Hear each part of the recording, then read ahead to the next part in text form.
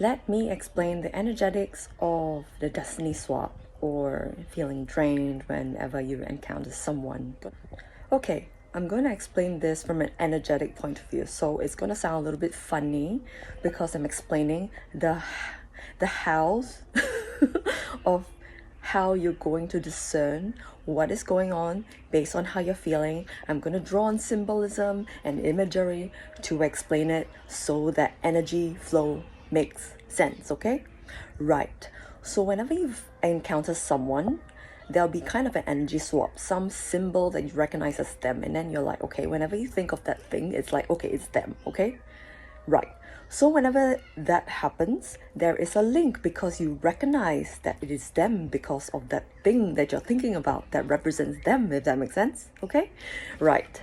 So whenever you encounter them in your head or, personally or whatever, there will be an activation of that symbol or that thing, okay?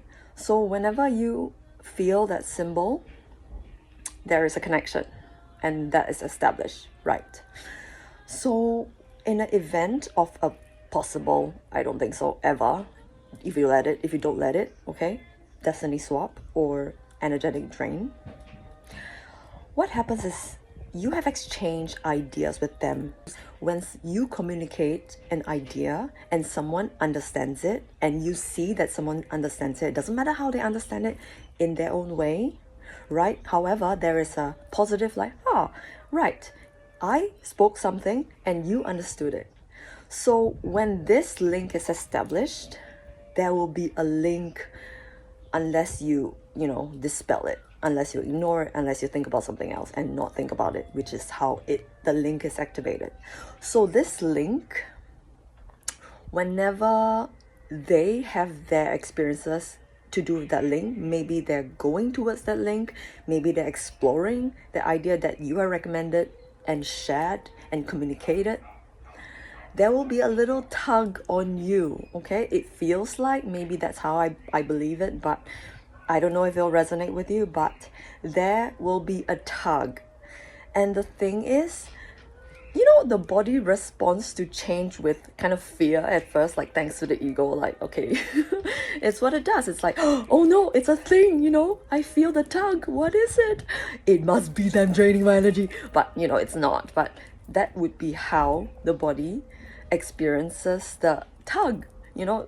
People or I would feel initially, oh my gosh, what is that vibe? It feels draining, it feels exhausting, it feels like yucky. And it is just a tug, nothing more, because they're activating the link by expressing interest or thinking whatever about the subject that you have both communicated about. If you can acknowledge that, okay, I'm going to move on to the solution. If you can acknowledge that the tug is but a tug, and it's like, the nice thing that you have discussed with this person, you'll be fine. Because you would just be like, it's a tug, it's nice that they have implemented something that you shared. And if you're authentic about your sharing, you won't care because you pour with a filled cup. It's not, there's no way it can drain you. Like, there could be a tug, whatever, it doesn't matter because you have embodied the very idea that you have communicated.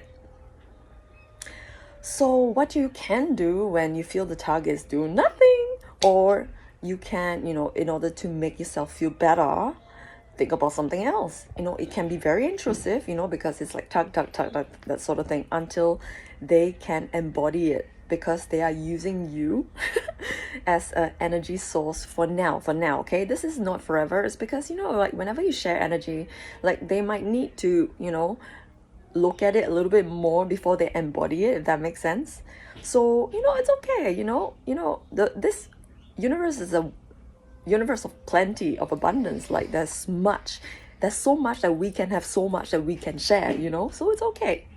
They can tug all they want, and when they have embodied or fallen off the wagon or whatever they want to do with the idea that you've shared, the tug might decrease, okay? It might be there no matter, depending on how active the connection is, or maybe you've inspired them so much that the tug is always there. But you know, I feel that, you know, whatever you want is.